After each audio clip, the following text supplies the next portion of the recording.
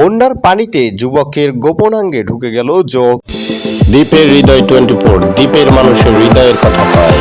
চট্টগ্রামের পটিয়ায় বন্যার পানিতে মাছ ধরতে গিয়ে এক যুবকের গোপনাঙ্গে যোগ ঢুকে পড়ার এক চাঞ্চল্যকর ঘটনা ঘটেছে।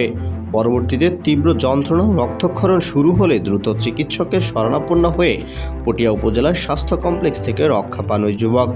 স্থানীয় ও হাসপাতাল সূত্রে জানা যায়, গত কয়েকদিন টানা বর্ষণ পাহাড়ি ঢলে পটিয়ার বিভিন্ন নিচু এলাকা প্লাবিত হয়েছে। বন্যায় ওই পানিতে এলাকার অন্যান্যদের মতো ওই যুবকও জাল দিয়ে মাছ ধরতে নামেন। দীর্ঘক্ষণ কোমর পানিতে দাঁড়িয়ে মাছ ধরার এক পর্যায়ে একটি যোগ অসাবধানতাবশত তার কাপড়ের ভেতর দিয়ে গোপনাঙ্গে প্রবেশ করে।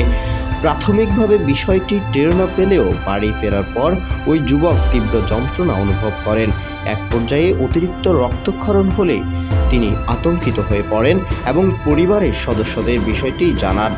গতকাল বিকেলে তাকে দ্রুত পটিয়া উপজেলা স্বাস্থ্য কমপ্লেক্সের জরুরি বিভাগে নিয়ে আসা হয়। সেখানে কর্তব্যরত চিকিৎসক অত্যন্ত সতর্কতার সাথে বিশেষ করে যুবকের গোপনাঙ্গে আটকে থাকা যোগটি অক্ষত অবস্থায় বের করতে সক্ষম হন।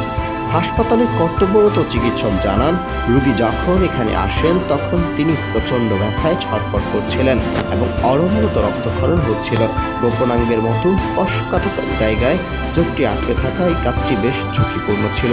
তবে আমরা বিশেষ টোটকা ও চিকিৎসার মাধ্যমে যোগটি অপসারণ করতে পেরেছি। বর্তমানে ওই যুবক আশঙ্কামুক্ত এবং তাকে প্রয়োজনীয় ঔষধ দিয়ে প্রাথমিক চিকিৎসা শেষে ছেড়ে দেওয়া হয়েছে।